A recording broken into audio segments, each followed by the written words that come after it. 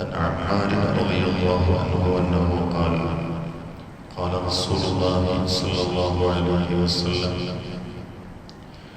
من كان له وجهان في الدنيا كان له يوم القيامة لسانان من نار أو كما قال عليه الصلاة والسلام. الله سبحانه وتعالى ഇബാദത്തുകളെല്ലാം സ്വീകരിക്കുമാറാവട്ടെ. പാപങ്ങൾ മാപ്പാക്കി തരുമാറാവട്ടെ. രോഗങ്ങളെല്ലാം അല്ലാഹു ശിഫയാക്കി തരട്ടെ. മാരകമായ കടുത്ത പരീക്ഷണങ്ങളെ തൊട്ട് അല്ലാഹു മരണം വരെ കാത്തുരക്ഷിക്കുമാറാവട്ടെ. നമ്മിൽ നിന്ന് മൺമറഞ്ഞു പോയ എല്ലാവർക്കും അല്ലാഹു മഗ്ഫിറത്തും സ്വർഗ്ഗവും പ്രദാനം ചെയ്യുമാറാവട്ടെ. മഹാനായ റസൂലുള്ളാഹി സ്വല്ലല്ലാഹു അലൈഹി വസല്ലം അരുളിയതായി അമ്മാർ റളിയല്ലാഹു തആല അൻഹു പറയുന്നു, മൻ കാന ലഹു വജ്ഹാനി ഫിദ്ദുനിയ, ആർക്കെങ്കിലും ഈ ലോകത്ത് രണ്ട് മുഖങ്ങളുണ്ടായാൽ കാന ലഹു യൗമുൽ ഖിയാമത്തി ലിസാനാനി മിൻ നാർ, ഖിയാമത്ത് നാളിൽ അവരുടെ മുഖത്ത് അഗ്നിയുടെ രണ്ട് നാക്കുകൾ ഉണ്ടായിരിക്കുന്നതാണ്. ആർക്കെങ്കിലും ദുനിയാവിൽ രണ്ട് മുഖങ്ങൾ ഉണ്ടായാൽ എന്ന് പറഞ്ഞാൽ മുനാഫിക്കുകളെ പോലെ രണ്ട് രീതിയിൽ സംസാരിക്കുന്ന സ്വഭാവം ഉണ്ടായിക്കഴിഞ്ഞാൽ, കപടവിശ്വാസികളെ പോലെ ഓരോരുത്തരോടും ഓരോ രീതിയിൽ സംസാരിച്ചു കഴിഞ്ഞാൽ ഖിയാമത്ത് നാളിൽ അവരുടെ മുഖത്ത് തീ കൊണ്ടുള്ള രണ്ട് നാക്കുകൾ ഉണ്ടായിരിക്കുന്നതാണ്. നമ്മൾ അത്രയൊന്നും ശ്രദ്ധിക്കാത്ത ഒരു കാര്യമാണ്, വളരെ ഗൗരവമുള്ള ഒരു കാര്യം കൂടിയാണ്. പലപ്പോഴും സംസാരത്തിൽ നമ്മൾ പല ആളുകളെയും സുഖിപ്പിക്കാൻ വേണ്ടി അവിടെയും എവിടെയും കൂടി സംസാരിക്കുന്ന ഒരു സ്വഭാവം.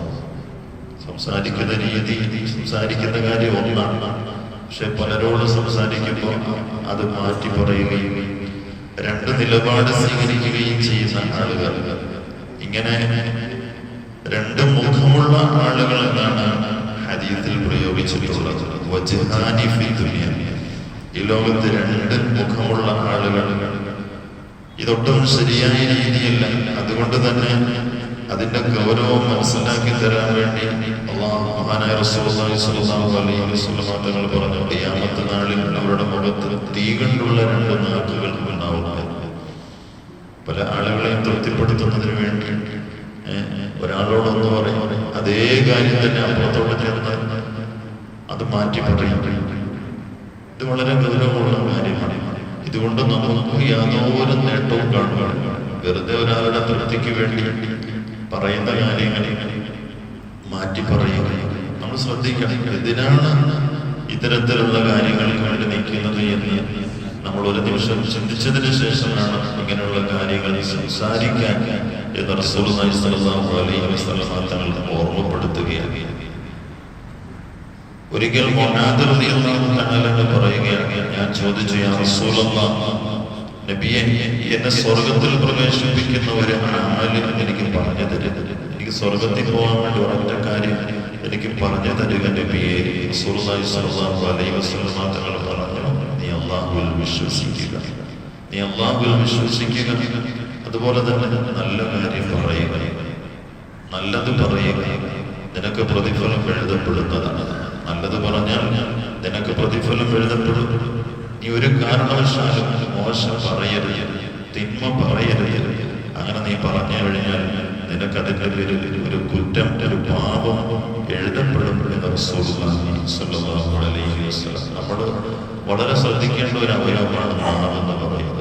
വെല്ലും ബ്രേക്കും ഇല്ലാതെ സംസാരിച്ചു കഴിഞ്ഞാൽ നമുക്ക് ഈ ലോകത്ത് വലിയ പരാജയവും കയ്പും നേരിടേണ്ടി വരും.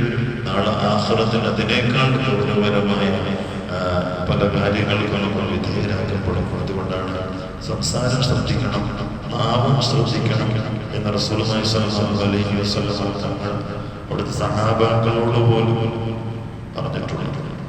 ഞങ്ങൾ ഉപദേശിച്ചാൽ ഉപദേശം തേടി വരുന്ന സഹാബാക്കൾക്ക് കൊടുക്കുന്നത് പോലും നാക്ക് ശ്രദ്ധിക്കണം എന്നുള്ളതാണ്. അതുകൊണ്ട് വളരെ കരുതലോടുകൂടി ഉപയോഗിക്കേണ്ട ഒരു അവയവമാണ് നാവ് എന്ന് പറയുന്നത്. അല്ലാഹു മനസ്സിലാക്കാൻ തൗഫീഖ് നൽകുമാറാകട്ടെ.